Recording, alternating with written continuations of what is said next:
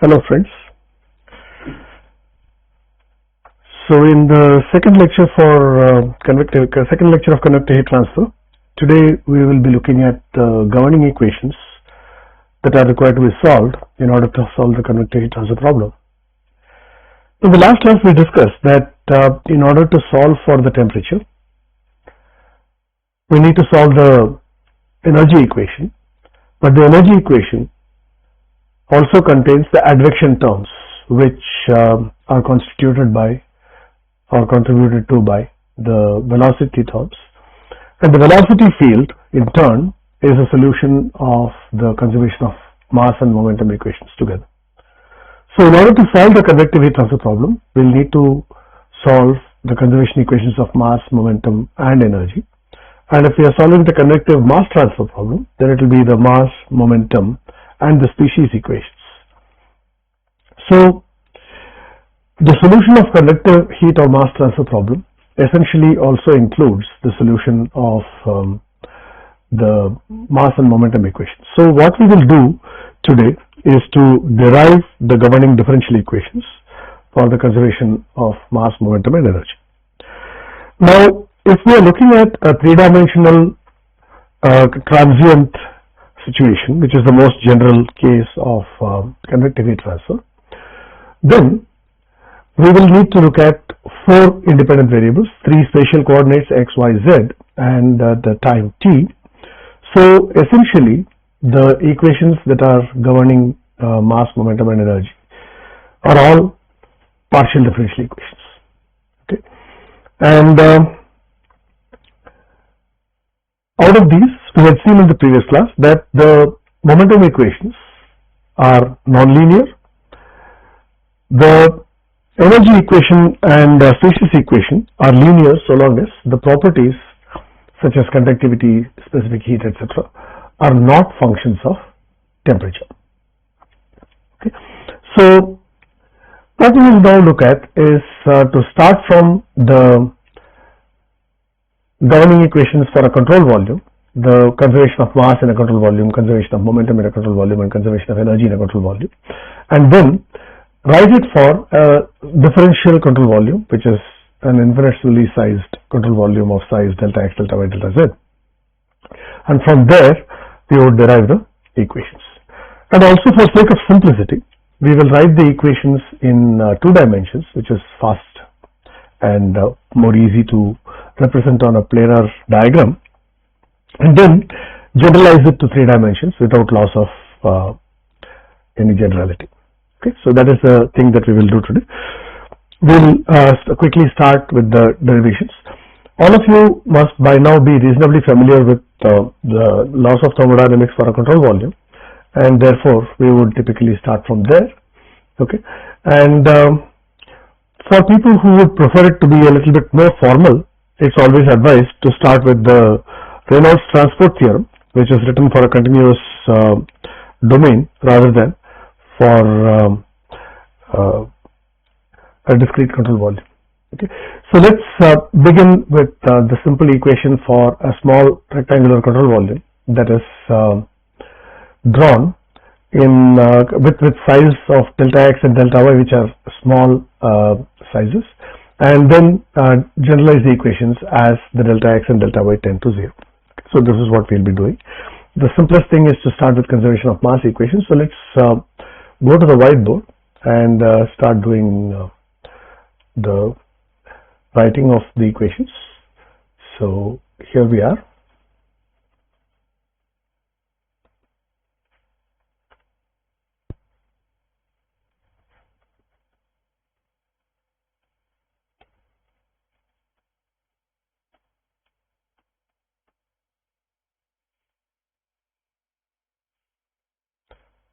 So we'll start with conservation of mass.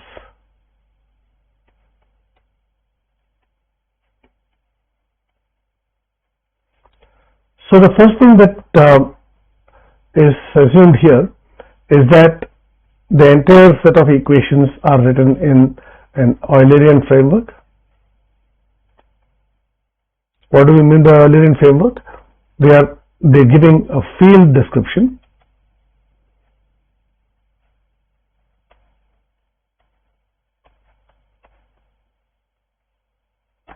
okay, rather than a particle description.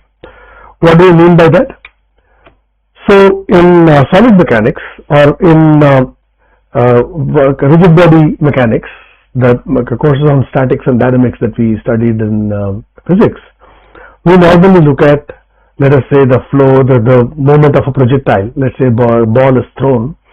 Then you write the governing equations that are conservation of momentum and conservation of energy for that ball as you track the ball. So you are writing it with reference to a coordinate system that is stationary, and you write the equations for the ball with reference to that coordinate system. So you are actually following the ball as it moves. That is the description that we do. That's actually a particle description or a Lagrangian description in contrast with the Eulerian description. But when we deal with fluid flows, as you did in fluid mechanics, we would normally look at one window that is stationary with reference to the observer, and through that window you are observing the flow that is moving. So if you pick up one particle of the fluid, that would have entered the field of view and then moved across the field of view and gone away, but our field of view remains fixed and we look at only that part of the field of view. So that is called an Eulerian description. So with respect to that description, we are not attaching ourselves to any particular particle of the fluid, but we are looking at a window through which we are watching the fluid flow, right? So that is more common in continuum mechanics, in solid mechanics and fluid mechanics problems, and also heat transfer. Okay, so we'll write, let us say, a two-dimensional control volume, let's say of rectangular shape. Okay, this can easily be generalized to the other shapes, cylindrical and spherical coordinates. So let us presently look at the domain which is of unit depth in the plane perpendicular to the plane of paper. Okay, so on the plane of paper you have this as, let's say, delta x, and this as delta y as the dimensions of this control volume. And in this control volume, let us say you have the velocity u, which is the horizontal component or the x component of velocity at x, and this is u at x plus delta x. Okay, and similarly here you have v at y, and this you have v at y plus delta y. Okay, and similarly, let us say there is rho at x, rho at x plus delta x are the densities at these two locations, and similarly rho at y and rho at y plus delta y are the densities at these locations. Okay, so you know that the density varies with x as well as y, the u varies with x as well as y, v varies with x as well as y. So if I look at the mass that is contained in this control volume, the volume of the control volume is of course delta x delta y multiplied by 1 meter, which is the depth that you are taking, unit depth that you are taking. So the mass of the control volume is rho into delta x delta y to 1. Okay, so this is the mass that is contained here. So the rate of change of mass with time can be written as del by del t of rho into delta x delta y to 1. This is the rate of change of mass in this control volume with respect to time.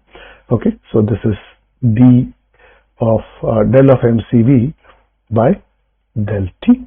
Okay, mcv is written as rho of this, so this is del by del t of this, and since delta x delta y don't change with time, it can be taken out, so it will actually become del rho by del t into delta x delta y. Okay, so this is the rate of change of mass in this control volume at any given time. So how do I find the rate of change of mass in this control volume? The rate of change of mass in this control volume will be equal to the sum of the inflows and the outflows So it's let's say some mass is coming in from here because of this movement, some mass is going out from because of this movement, some mass coming in here because of this movement, some mass going out here because of this movement. And if you add all of these, then that will give you the rate at which mass flows into the control volume minus the rate at which the mass flows out of the control volume. Okay, so the difference between these two will give you the rate of change of mass in the control volume because of the flow. In addition, if there is any production of mass in this control volume, then you will also add that term which will contribute to this. So how do I write this expression? The rate of change of mass in this control volume is equal to the rate of inflow, sum of the rate of inflows minus sum of the rate of outflows plus the rate of mass generation in the control volume. Usually the mass is conserved and therefore it is not a quantity that is produced or destroyed. So the third term that I talked about, that is the generation of mass inside the control volume, is usually 0. So we normally write the rate of change of mass in the control volume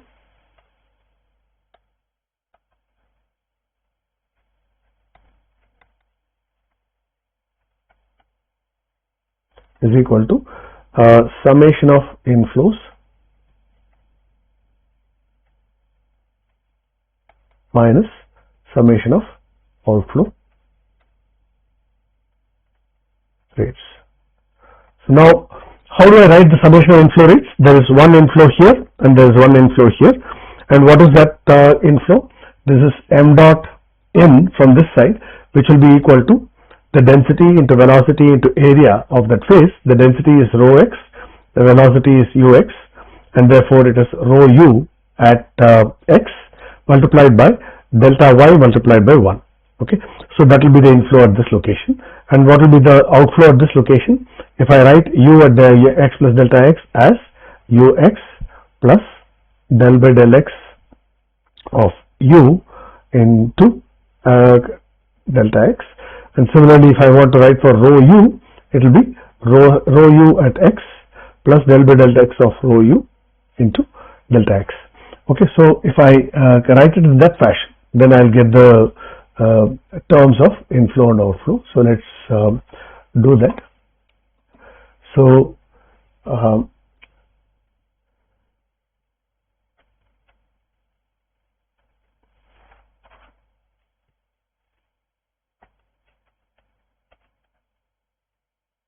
inflow at left is equal to rho u at x into delta y to 1, and inflow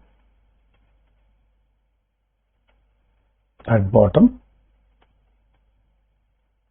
is rho v at y multiplied by delta x to 1. Okay, in the same way as we did this. So this is rho v at this location multiplied by delta x multiplied by the unit length on this side. So delta x into 1 is the area of the rectangle over which the inflow is coming, that multiplied by rho v at the bottom. So this will be that. Similarly, outflow at right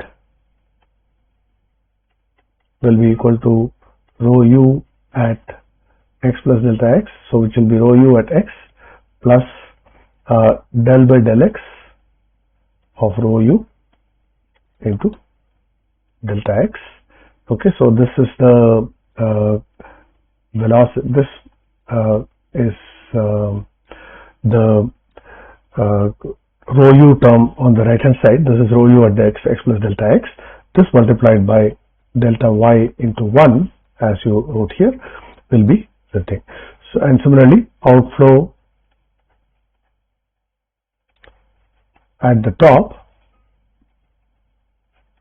will be equal to rho v at y plus del by del y of rho v into delta y multiplied by this delta x into 1. So if I write summation of inflows minus summation of outflows,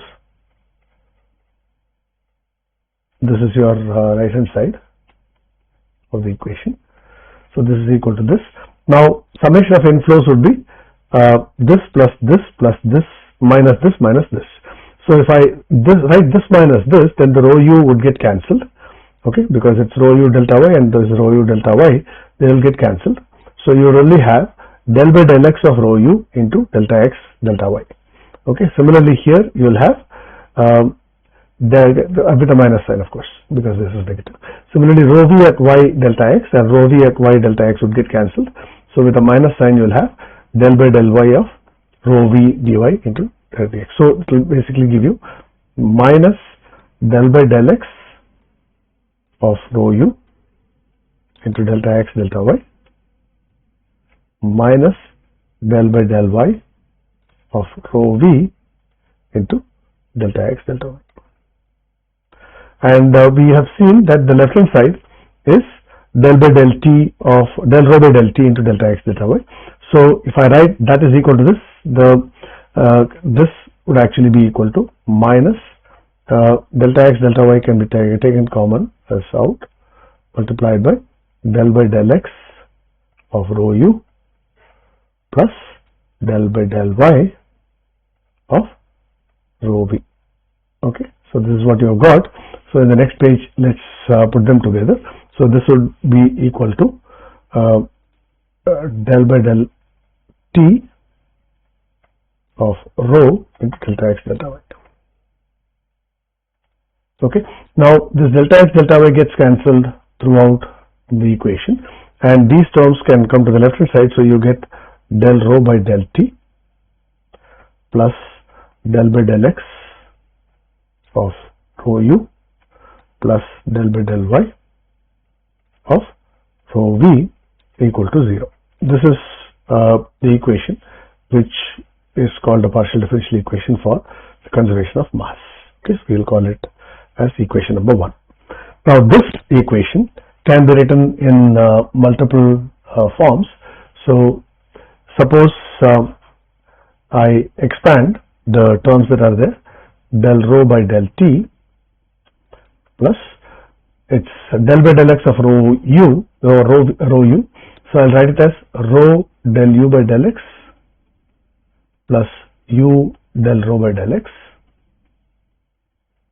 plus similarly rho del v by del x del y plus v del rho by del y equal to 0. Okay. Now in this one, if I take this as a common, del rho by del t plus u del rho by del x plus v del rho by del y. Okay, so that is this term and this term have been taken here. So that leaves us with plus rho times del u by del x plus del v by del y equal to 0. Right, so this is your continuity equation. Now this part, if you recognize it from your basic understanding of fluid mechanics, we can actually write this as, suppose if rho is rho of x, y and t, then I can write d rho is equal to del rho by del t into delta t plus del rho by del x into delta x plus del rho by del y to delta y.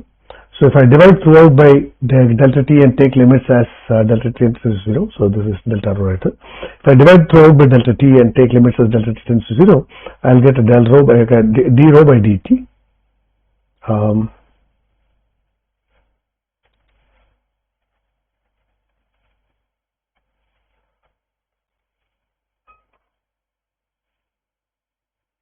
We would normally write it with a capital D, d rho by dt is equal to, that is a total derivative, and we also call it the Lagrangian or the substantial derivative. This would be equal to del rho by del t, delta t will get cancelled, and here it will be delta x by delta t as delta t tends to 0, that will be u del rho by del x plus delta y by delta t, as delta t is v del rho by del y. Okay, so this is the term that you get as del d rho by dt, and therefore we write this term as d rho by dt. Okay, in which case the governing equation of mass actually becomes d rho by dt plus rho times del u by del x plus del v by del y equal to 0. Okay, so this is another way we write the equation 1. Let's call it as 1a. Okay, so this is another way in which you write the governing equation. And for cases where the total derivative of rho density does not change with time. Okay, so if density does not change with time, or in flow cases where the density itself can be treated as a constant everywhere at all x, y and t, then this d rho by dt vanishes, and this rho is a constant, so and it is not equal to 0, so your continuity equation becomes just this del u by del x plus del v by del y equal to 0. So for constant density flows,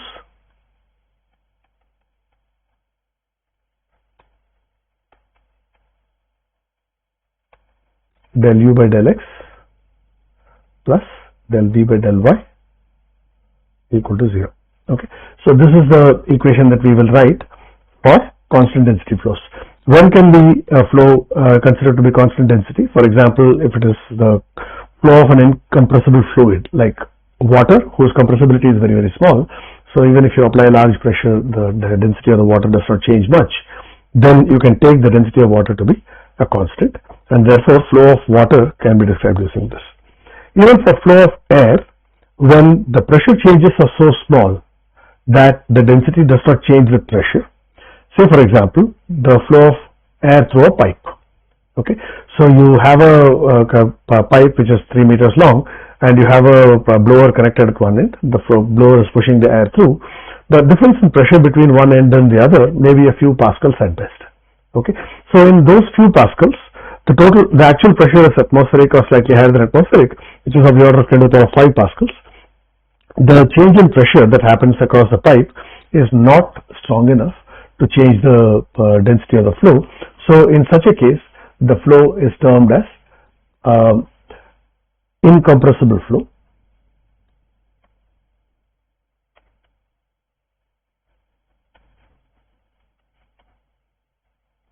So we distinguish between two things now: incompressible fluid and incompressible flow. So water is an incompressible fluid because the density changes very little with pressure.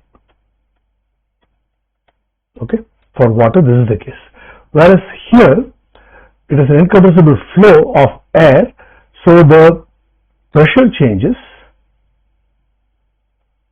are not large enough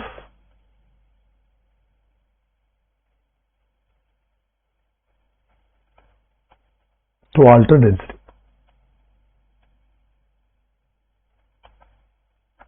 So in the case of both incompressible flow as well as flow of an incompressible fluid, we can actually consider the density to be constant. The exception comes in incompressible flows when the density is a function of temperature and it's a natural convection flow, in which case the density cannot be taken to be a constant, but we'll need to write density in terms of temperature, but it will be independent of pressure. So in such cases, you call the flow as incompressible flow. For incompressible flow, the continuity equation will look like del u by del x plus del v by del y equal to 0, even for time dependent flows.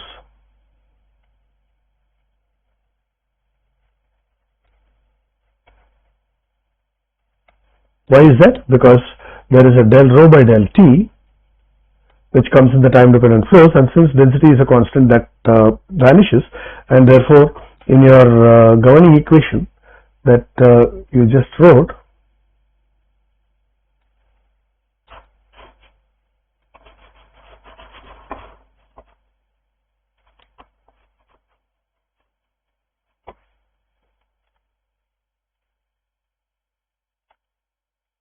okay, so in the governing equation that you just wrote, let's delete one page in between.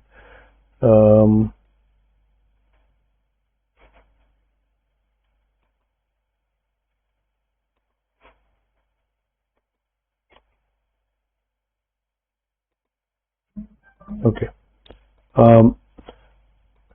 In the case where the density is a constant, this d rho by dt goes to 0, and therefore this is disappearing. And if you look at the equation number 1 that we had written here, this del rho by del t term that is part of this equation, this remains 0 for flows that have constant density. And for in these two terms, since density is constant, it comes out and gets cancelled. So even for a transient condition, when the flow is time dependent, u and v may be dependent on time, but the del rho by del t term vanishes, and therefore this does not contain a transient term in the conservation of mass equation. So at all times, the del u by del x plus del v by del y will be equal to 0 for incompressible flows.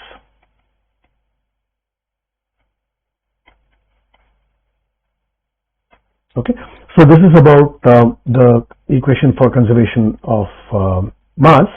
Now let us look at the other conservation equations, the equation of conservation of momentum.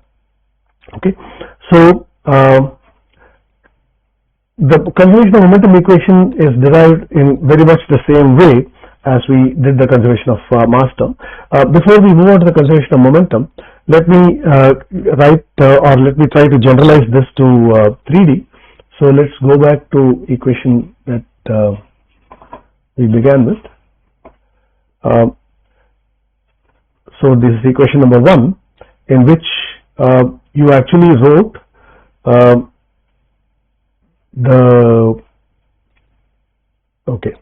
in this one, you took it as a two-dimensional control volume with the third dimension as 1 meter. So in a three-dimensional situation, the third dimension would be taken as delta z, and there would be a flow coming in from the front and going out at the rear. So the summation terms that you will have, there will be one more inflow term from the front, and there will be one more outflow term from the back, and therefore there will be an additional term here which will look like the summation of inflows minus summation of outflows will actually look like this, that you will have, where did I do that? Yeah, so you will have an additional term which will be minus del by del z of rho w into the delta there will be a delta x, delta y, delta z in all of these, and in the left hand side we will have a del by del rho, del by del t of rho multiplied by delta x, delta y, delta z. So you would have an additional term here plus del by del z of rho w. Okay, so that will be the term, and if I simplify that here again you would get there is an additional term that will come. So d by dt would be equal to del rho by del t plus u del rho by del x plus the v del rho by del y plus w del rho by del z, and here also there will be an additional term del w by del z. So that is the thing that you would get. So your equation 1a would look like d rho by dt plus rho times del u by del x plus del v by del y plus del w by del z equal to 0. So let me just put them for your consumption here. So you would have del rho by del t plus del by del x of rho u plus del by del y of rho v plus del by del z of rho w, where w is the velocity component in the z direction, equal to 0. And if I simplify this or modify it for incompressible case, I would actually, or rather group these and write it in another form. It will be d rho by dt, okay, plus rho times del u by del x plus del v by del y plus del W by del Z equal to 0, and for incompressible flows this vanishes and rho is a constant, and therefore the governing equation would be del U by del X plus del V by del Y plus del W by del Z equal to 0 even for incompressible flows. So these are for three-dimensional situation. Okay, so that is conservation of mass equation. Let's now move on to the conservation of momentum.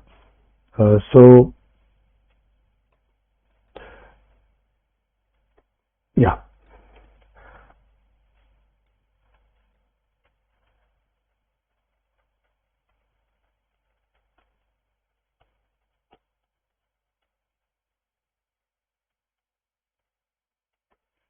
So the conservation of momentum, so we understand that the momentum is actually a vector quantity where I can write momentum is mass multiplied by the velocity vector, and this velocity vector is m times ui plus vj plus wk, where I, j and k are unit vectors in the three directions x, y and z.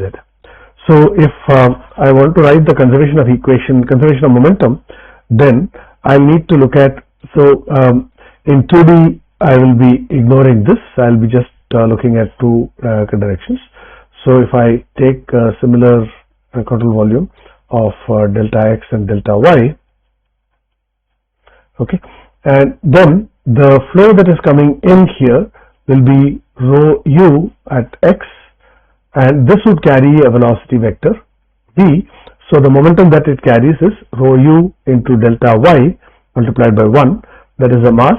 So that is m dot, this is the rate of momentum flow, will be m dot this, and this m dot is nothing but rho u into delta y here multiplied by the velocity vector.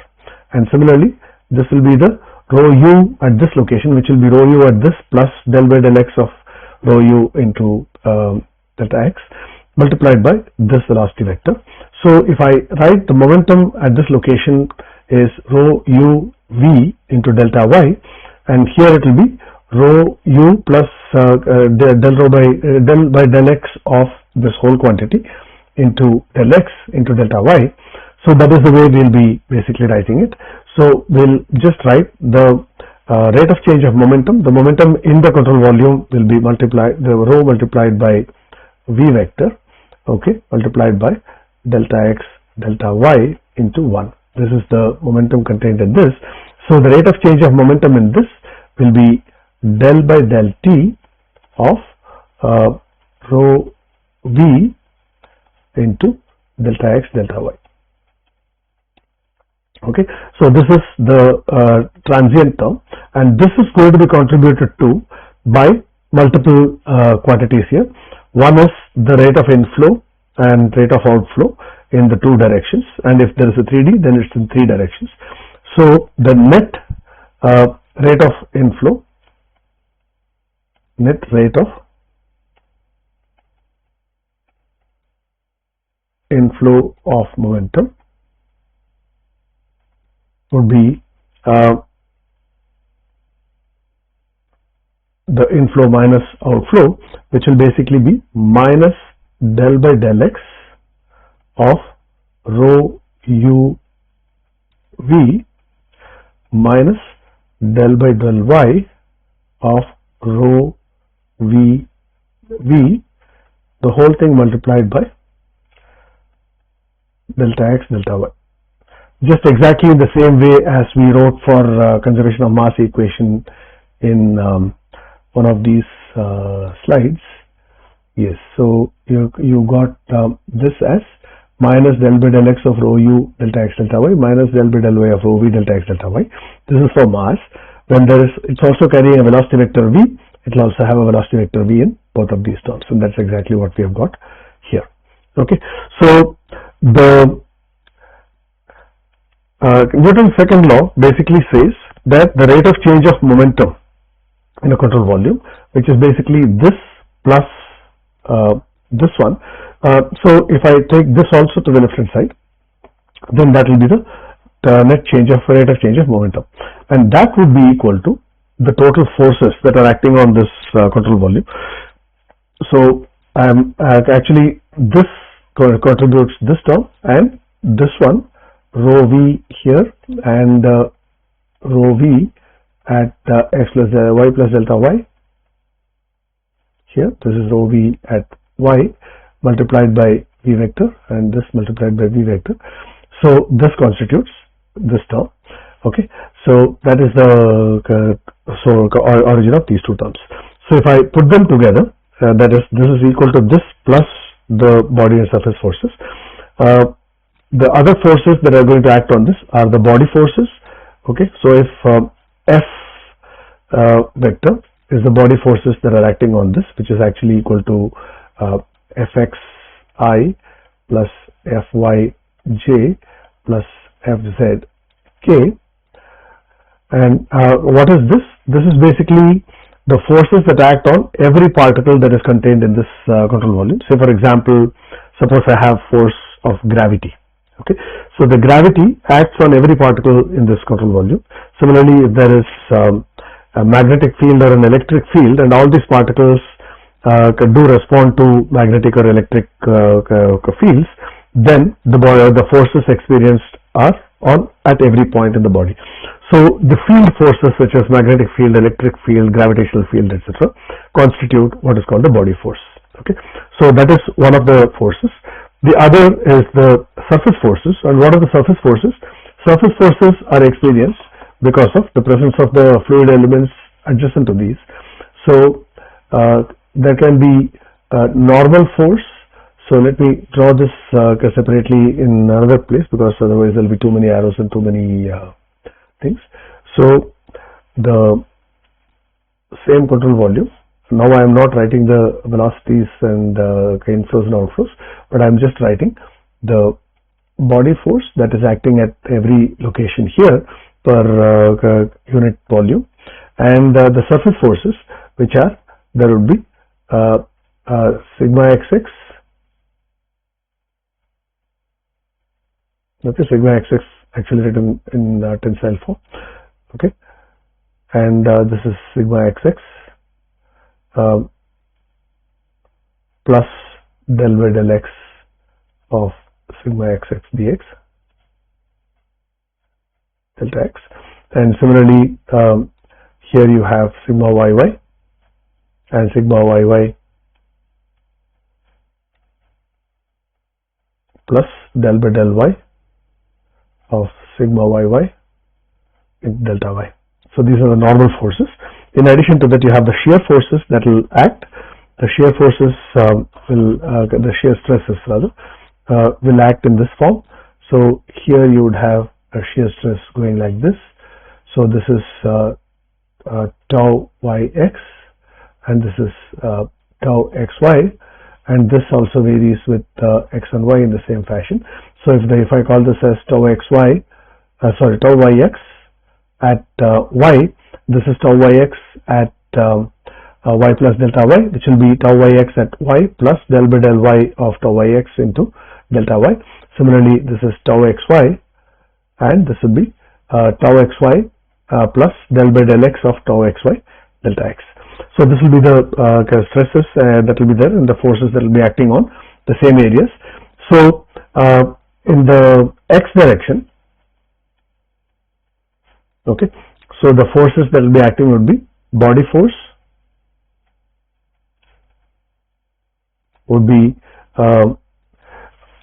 Fx, which is a body force that's acting in the x direction.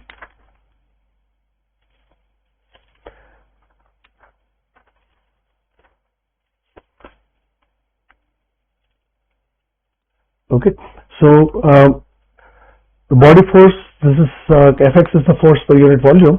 So you will have a force that's multiplied by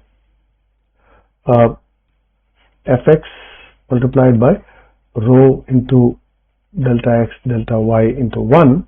So that will be the body force that will be acting in the positive x direction. That is there. Similarly, surface forces. Okay, so this is a force which is acting in the minus direction. This is a force that is acting in the plus direction. So there will be minus sigma xx into delta y into 1, that is here, and this will be plus sigma xx plus del by del x of sigma xx delta x multiplied by delta y into 1.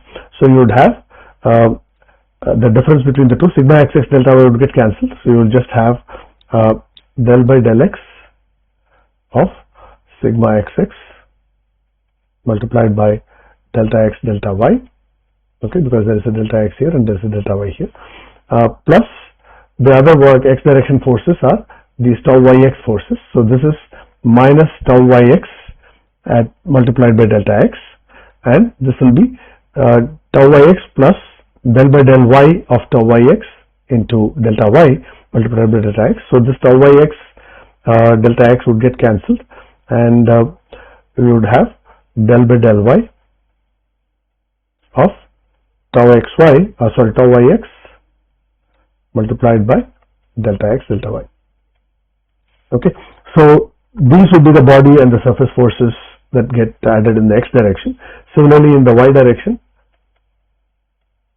you would have rho fy delta x delta y into 1, that is the body force, and the surface forces would be, so you have sigma yy which would be minus sigma yy into delta x, and here it will be plus sigma yy plus this. So the sigma yy delta x will get cancelled and the remainder will remain.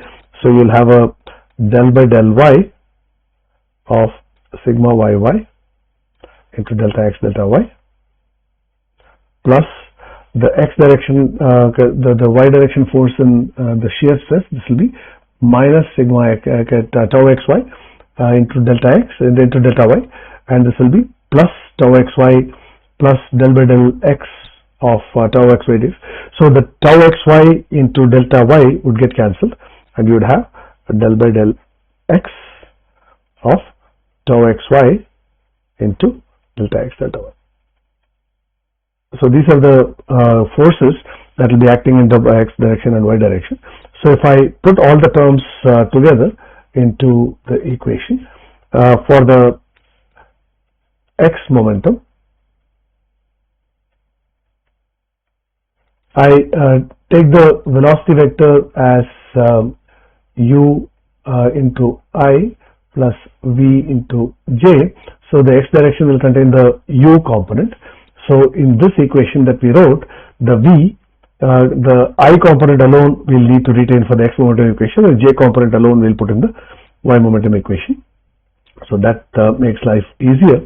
So then what we will do is, in the x momentum equation, we'll write del rho u by del t, okay, plus, so these terms which are on the right hand side with a negative sign, when they go to the left hand side they go with a positive sign. This will be the rho u into u, and this will be rho v into u. That will remain here, which is the I component, and the j component will go to the other equation. So we will get plus del by del x of rho u, can be rho u square, can be rho u into u, plus del by del y of rho u into v. Okay, this whole thing multiplied by delta x delta y is equal to rho fx into delta x delta y plus del by del x of sigma xx plus del by del y of tau yx into delta x delta y. So you cancel out the delta x delta y throughout, you get the x momentum equation.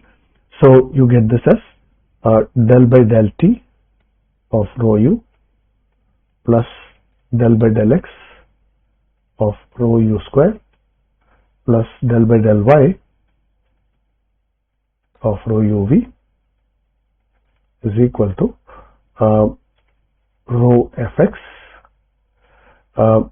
plus del by del x of sigma xx plus del by del y of tau yx. Okay, so this is the x momentum equation. In the same way, you will get the y momentum equation as del by del t of rho v.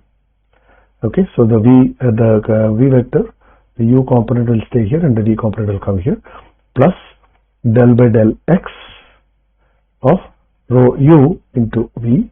Okay, because it's rho u into v vector, the u component went here, the v component came here, plus del by del y of rho v into v, because the u component went here and the v component go here, it will be rho v square, okay, is equal to rho fy plus del by del x of tau yx, tau xy, plus del by del y of sigma yy. Okay, so these are the two governing equations that you get, x and y momentum. If I write the third direction also, you would get a very similar expression, and then there will be an additional term in each of these. So if I write it for 3D, then I will get a plus del by del z of rho u w, and here you would get plus del by del z of tau zx.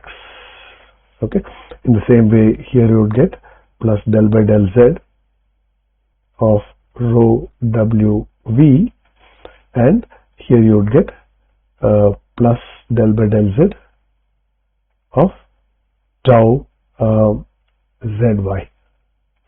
Okay, and then the third equation also would come del by del t of rho w plus del by del x of rho u w plus del by del y of rho v w plus del by del z of rho w square would be equal to, you get rho fz plus you get del by del x of tau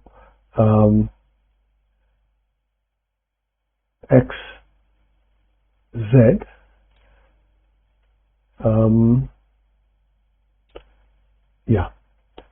plus del by del y of tau yz plus del by del z of sigma zz. Okay, I hope you are able to see that.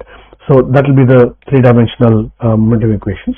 In this, when we write the terms corresponding to sigma xx, sigma y, etc., in terms of the viscous stresses, then you would be able to write the Navier-Stokes equations in their respective form. So what I will do is to simply give the form of the Stokes equations, which are commonly used for converting the shear stress and normal stress terms into regular ones. So the Stokes equations in 2D, I will just give you first.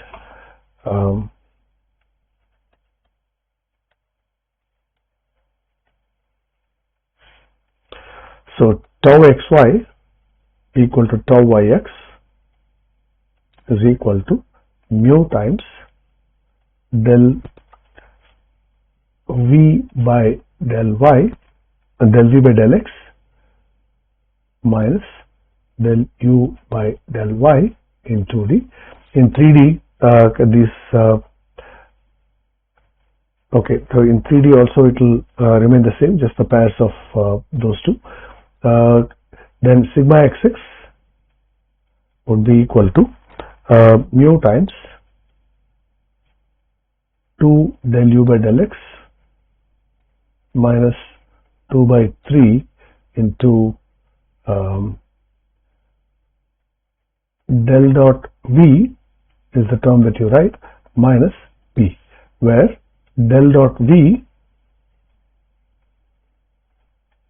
is the usual divergence form, so the gradient form, which will be equal to del u by del x plus del v by del y plus del w by del z in the 3D.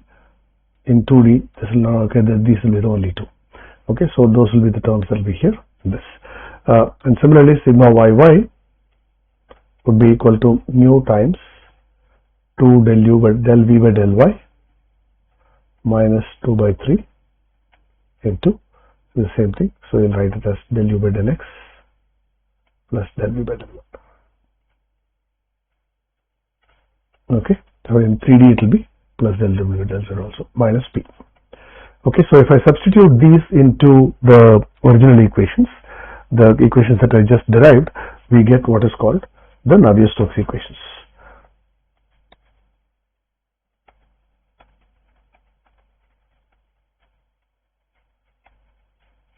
Okay, Navier-Stokes equations are basically these formulae, the Stokes equations, substituted into the equations that we just derived here, momentum equations, in the x direction, y direction, and z direction. Okay, so if I combine these and write it in a single equation, I can actually write it in a vectorial form, and that will be more compact. But in order to be able to solve the equations, we need to know how to expand them. So I'll just leave it in the expanded form here.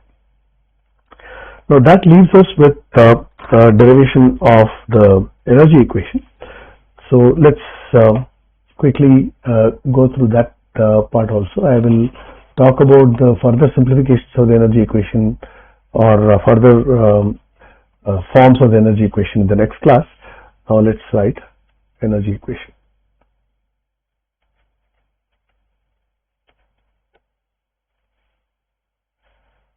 So in energy equation, in the first law, we used to say the specific energy is equal to U plus half V squared,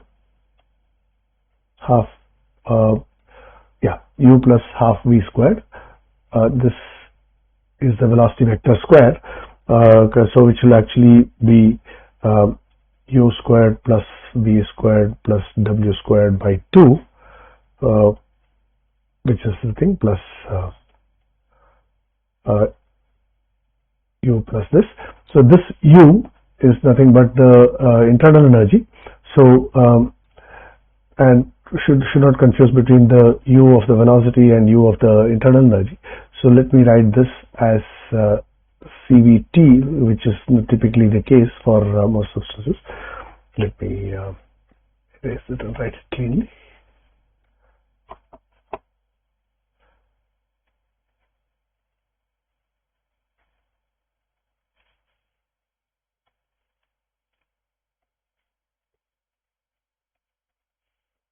Okay, so when we write the conservation equation, it will basically look in this form, in the same way as we wrote for mass and momentum. So you will get del by del T of rho E plus del by del X of rho U E plus del by del Y of rho V E will be the left hand side. Basically the rate of change of energy in the control volume with time, and the rate of change because of the flow components, the advection terms that are going to come in, and this would be compounded by there is heat conduction. So that will be another term that will come where if I recall the heat conduction equation, I have K del T by del X with a minus sign here coming in at X, and this will be minus K del T by del X at X plus delta X, which will basically be, if I take del by del X of K del T by del X. Okay, so this is a minus sign and this minus of minus is plus, so it will become plus K del T by del X. So this is the term that you would get in the X direction. Similarly, you would get del by del X of K del T by del Y. If I assume the K to be the same in all directions, in the Z direction also you would get similar term. So this would be equal to the transportation due to conduction is represented by these terms. So these are the transient with respect to the control volume, and this is the advection due to x direction velocity, and this is advection due to y direction velocity. This is equal to, this is conduction in the x direction and this is conduction in the y direction. And in addition, if there is any work that is done by the body forces and surface forces, then that would be correspondingly the forces multiplied by the velocities in the respective directions. So that will be F into V, so that's the rate of work done, and that will be the heat generation terms. So let me just write those terms of forces multiplied by work. So it will be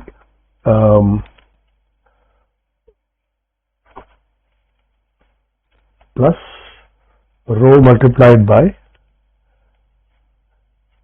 Fxu plus Fyv,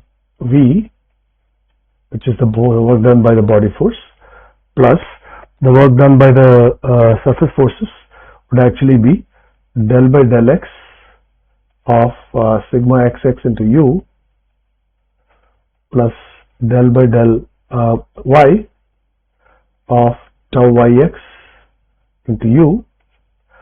Okay, so that is the work for the body force, surface forces in the x direction, and similarly there will be plus del by del x of tau xy into v plus del by del y of sigma yy into v.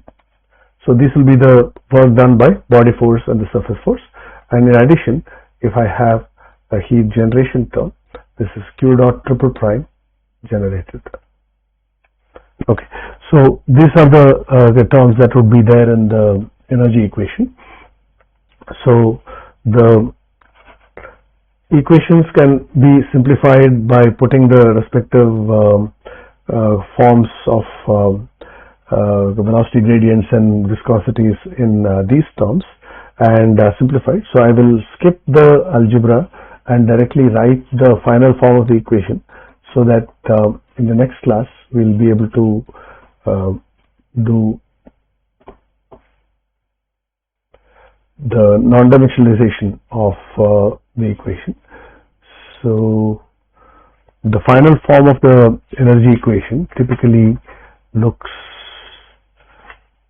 something like this.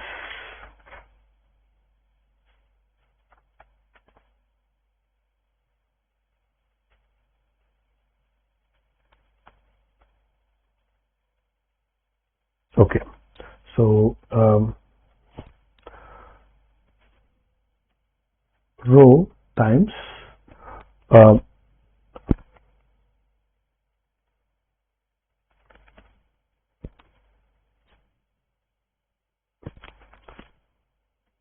d by dt of CVT, which is the internal energy U. Okay, this is the left hand side term. This would be equal to del dot k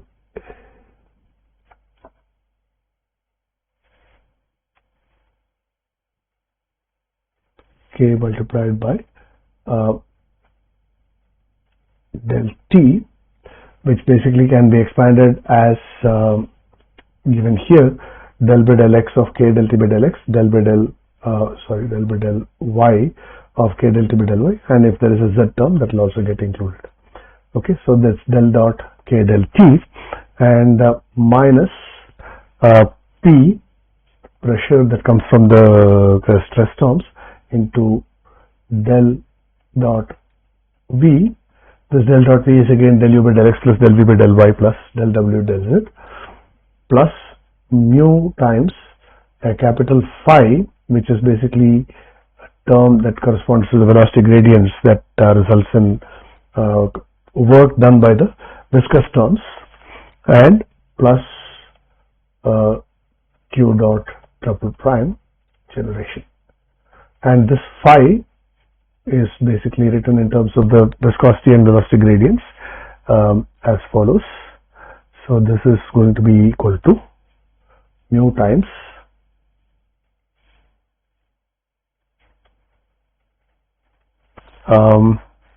del u by del x plus del v by del y. This is del u by del y plus del v by del x, the whole square, plus twice of del u by del x, the whole square, plus del v by del y, the whole square, minus 2 by 3 times del u by del x plus del v by del y, the whole square.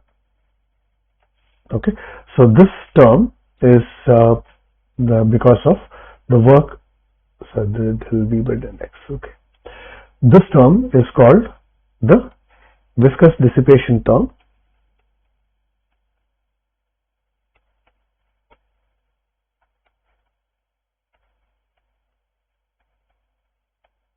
because this is the work done by the shear stresses due to viscosity, and that work basically increases the temperature, and therefore that is basically the dissipation of the viscous forces into work. Okay, so this is your energy equation, which is in terms of CVT. We are used to seeing the energy equation in terms of CP. How that comes, we will be looking at in the next lecture, and we'll also look at the non-dimensionalization and simplification of these equations in the next lecture. So we'll pause this discussion at this point. So we have actually shown how the basic governing equations are derived from the laws of conservation for equatorial volume. We simplified the expressions by writing it for 2 dimensions, and seamlessly I was able to show you in conservation of mass equation and the conservation of momentum equations that simple logical extension gives you the third term. Okay. Then we have also derived the energy equation in 2 dimensions and written the viscous loss terms. We will write that for the three-dimensional case and show how the normalization of this results in non-dimensional terms whose magnitudes or whose relative magnitudes determine which terms in this equation are important under what circumstances and which terms can be neglected. Okay. So we'll do that in the next class. At this point, we'll stop here. Thank you.